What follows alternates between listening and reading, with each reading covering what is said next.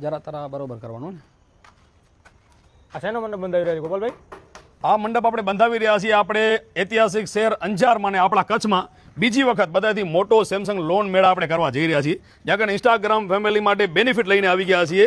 માત્ર ને માત્ર ગોકુલ ટેલિકોમમાં આવવાનું છે 3 ડોક્યુમેન્ટ લઈને, આધાર કાર્ડ, પાન કાર્ડ ને બેંકની ડિટેલ્સ. કચ્છના ઇતિહાસમાં બધાથી મોટો લોન મેળા થવાનો છે. જ્યાં કને ઇન્સ્ટાગ્રામ ફેમિલી આ 5 દિવસની અંદર તારીખ નોંધી લેજો.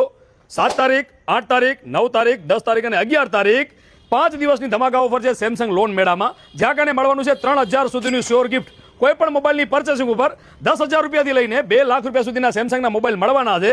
ડોક્યુમેન્ટ તમારું ક્યાંયનું પણ હોય, માત્ર 3 ડોક્યુમેન્ટ લઈને આવવાના છે. આધાર કાર્ડ, પાન કાર્ડ ને બેંકની ડિટેલ્સ.